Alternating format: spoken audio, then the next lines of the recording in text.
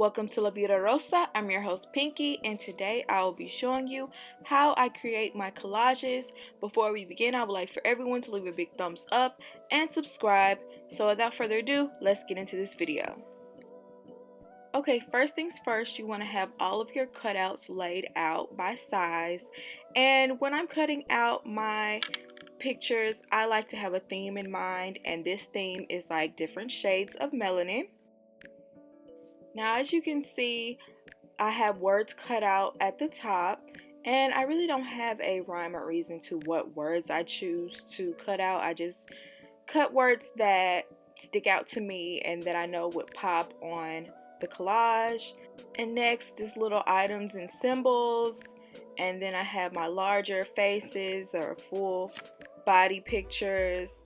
I always try to cut out the fiercest pictures possible, because you want your pictures to stand out in this collage. Now at this point, you're going to need either a poster board or a foam board, and I choose to use a foam board because I've used poster boards in the past. Foam boards are sturdier, and in the long run they'll last longer than a poster board will, and they're easier to work with. Now I view making a collage as putting together a puzzle. I always like to take the larger pieces, fill in the corners, and fill in most of the empty spaces first before I do anything else, because that's going to set the tone for the rest of your collage. And second of all, you want to fill up those major spaces because it's just going to take way too much time to fill it up with smaller pieces. Also, I'm using regular stick glue. You don't want to use liquid glue because that can get really messy and it can mess up your pictures. But this is like my outline. I'm going to be taking the rest of my pictures and fitting them around these pictures. As you can see, I'm moving on to pictures that are a little bit smaller, and I'm fitting them in like a puzzle. I'm trying to see what pictures can go where so they can all flow cohesively in this collage. And also you can see that I have two rows going. I have like a top row and a bottom row. Once you know that a picture will definitely fit perfectly in the spot that you're trying to match it up with, go ahead and glue it in place, because if you don't, you'll just have so many pictures flying around and you'll kind of lose the spot that you wanted to hold. So I like to glue as I go along. And I didn't do it this much on this collage, but you can also cut pictures to make them fit better. Like if a picture is too big, you could just cut the face out, or you can just cut the bottom half off of a picture. Pictures are definitely going to overlap, and you want them to because it's going to make it look more cohesive. But you don't want to cover up too much of a face or too much of someone's hair, because it could just eliminate the whole reason why you added that picture in the first place. Okay, at this point I'm taking smaller pictures and words to fill in like holes and places that just need a pop of color. That's where I'm mostly going to take words and put them there.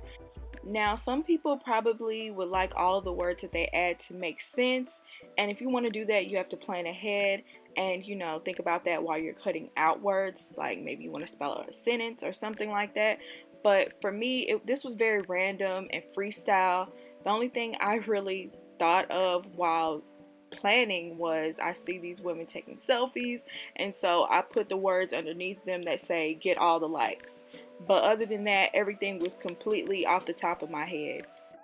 Now, this whole process of me putting this collage together probably took like 45 minutes to an hour, but cutting all of the pictures out beforehand, that probably took a couple of hours within itself. I didn't do it all at one time. I did over the course of a couple of weeks, but that takes more time than actually putting the collage together.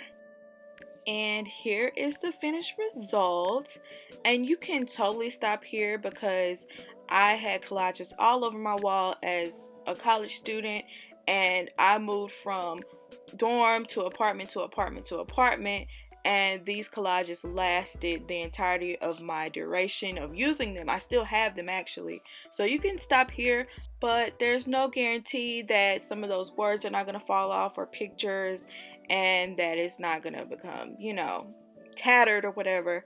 So in order to combat that problem, I'm going to be trying something new for the first time. I'm going to be sealing these pictures in with Mod Podge, and it's going to give it a nice top glaze. And I'm going to be using this little sponge and basically go on top of my collage with this and let it dry and see the outcome. I wanted to try this because I've been seeing a lot of arts and crafts videos of people using Mod Podge, and I thought this would be the perfect time for me to try it and see how it actually works. Now that I've applied this one coat, I'm going to let it dry, and it took around 45 minutes to an hour to fully dry.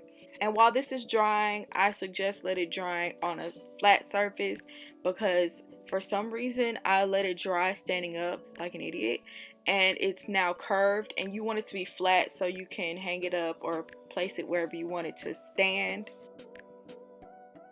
And here is the final result. The Mod Podge actually made the magazine paper, I don't know, pucker, and as you can see in some of these pictures, but when you feel it, it feels like, you know, ridges or something like that. And I actually liked the outcome, even though it was totally different from what I thought it was going to be. I mean, it's shiny and it did the job of sealing all of the pictures in, but I just didn't expect this. And if you want just like a flat look to your collage, then don't do this. But if you want like a cool little textured outcome, this would be really cute. So thank you guys for watching. I hope you enjoyed this. Let me know what you think down below, and I'll see you in my next one. Peace.